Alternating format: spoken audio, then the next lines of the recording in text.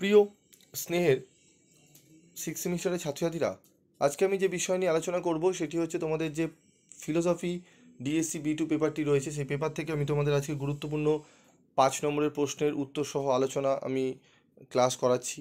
Previous ক্লাসে আমি বেশ কিছু প্রশ্নের উত্তর নিয়ে আলোচনা করেছিলাম।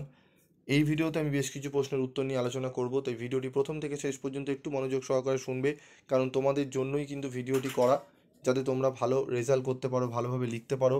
সেই জন্য অক্লান্ত পরিশ্রম করে তোমাদের জন্য কিন্তু সোজা সরল ভাষায় উত্তরগুলো তৈরি করে দিয়েছি, যাতে তোমরা পড়তে পারো ভালো করে, এবং উত্তর এমনভাবে তৈরি করা যাতে নাম্বার পেতেও তোমাদের যেন সুবিধা হয়, সেইভাবেই কিন্তু করা।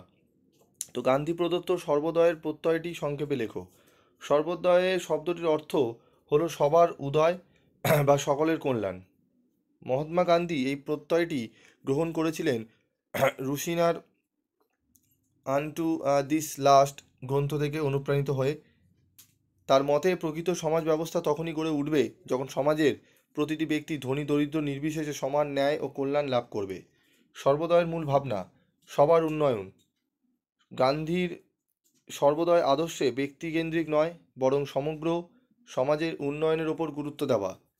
দারিদ্র্যের প্রথম অধিকার। গান্ধী বলতেন দরিদ্রের ঈশ্বর, তাই দরিদ্রের কল্যাণকে অগ্রাধিকার দিতে হবে। সহজ জীবনধারা। সর্বদায়ের সমাজে ভোগবাদ নয়, স্বাবলম্বন, স্বনির্ভরতা ও আত্মসংযমের উপর গুরুত্ব দেওয়া হয়। সর্বজনীন ন্যায় বিচার। ধর্ম বর্ণ লিঙ্গ নির্বিশেষে সকলের জন্য সাম্য ও ন্যায় প্রতিষ্ঠাই সর্বোদয়ের লক্ষ্য।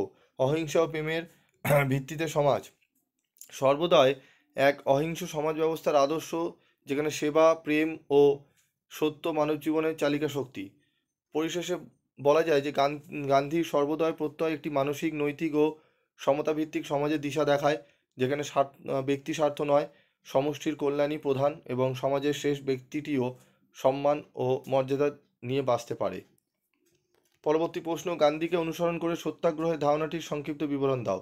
সত্যাগ্রহ মহাত্মা গান্ধী প্রদত্ত একটি মৌলিক রাজনৈতিক ও নৈতিক দর্শন, যার অর্থ সত্যের প্রতি দৃঢ় অনুগমন। এটি ছিল ব্রিটিশ শাসনের বিরুদ্ধে অহিংস উপায়ে প্রতিবাদের এক অভিনব কৌশল, যা পরবর্তীতে ভারতের স্বাধীনতা আন্দোলনের কেন্দ্রবিন্দু হয়ে ওঠে। সত্যাগ্রহের মূল বৈশিষ্ট্য। সত্য ও অহিংসার ভিত্তিতে আন্দোলন।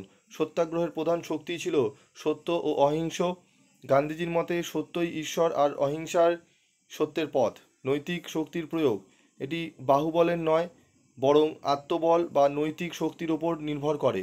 এর লক্ষ্য ছিল প্রতিপক্ষের বিবেক জাগানো, বিরোধীকে শত্রু নয় বন্ধু ভাবা। সত্যাগ্রহে প্রতিপক্ষকে ঘৃণা করা নয়, বরং তার মধ্যে থাকা শুভবোধকে জাগিয়ে তোলা হয়। অসহযোগ ও নাগরিক অবাধ্যতা।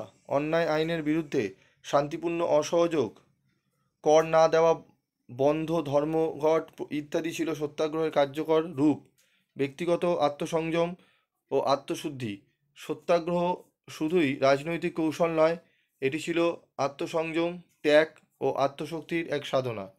পরিশেষে সত্যাগ্রহ গান্ধীজির নেতৃত্বে ভারতকে ব্রিটিশ শাসনের বিরুদ্ধে ঐক্যবদ্ধ করেছিল।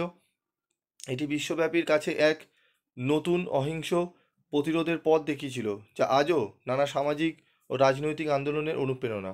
গান্ধী মতানুসারে মানুষের স্বরূপ। তো উত্তরটি দেখে নাও। মহাত্মা গান্ধীর মতে মানুষের প্রকৃত স্বরূপ কেবল দেহ বা ভোগ বাসনার সঙ্গে জড়িত নয়, বরং সে এক আত্মাধিক সত্তা। মানুষ তার চিন্তা, নৈতিকতা, আত্মনিয়ন্ত্রণ ও ঈশ্বরের সঙ্গে সংযুক্ত থাকার মধ্য দিয়েই নিজের প্রকৃত স্বরূপ প্রকাশ করে। গান্ধীর দর্শনের মানুষের স্বরূপ আত্মার আধার, সত্য অহিংসার প্রতীক, স্বয়ং সম্পূর্ণ ও আত্মনির্ভর, সেবা পরায়ণতা ও পরোপকার, আধ্যাত্মিক উন্নয়নের উপযুক্ত। ঠিক আছে। পরিশেষে গান্ধীর মতে মানুষের প্রকৃত স্বরূপ হলো আত্মিক, নৈতিক ও সহানুভূতিশীল। সেই স্বরূপ বিকাশ লাভ করে সত্য, অহিংসা, আত্মনিয়ন্ত্রণ ও মানব সেবার মাধ্যমে। এই ভাবনাই তার জীবন ও দর্শনের ভিত্তি। তো আজকের এই ভিডিওতে আমি তোমাদের 3টি গুরুত্বপূর্ণ প্রশ্নের আলোচনা করে দিলাম। তোমরা গ্রুপে যাও, আমি এক এক করে যে ক্লাসগুলো করাচ্ছি তার নোটসগুলো আমি তোমাদের কিন্তু গ্রুপে দিয়ে দিচ্ছি, তোমরা সেখান থেকে কালেক্ট করে নিও। তো আজকের মতো ভিডিওটি শেষ করছি। ভিডিওগুলো পেয়ে তোমরা কতটা উপকৃত হচ্ছে অবশ্যই তোমরা জানাবে। আমি চেষ্টা করব আরও তোমাদের এইভাবেই ভিডিওগুলো করে তোমাদের সামনে তুলে ধরার।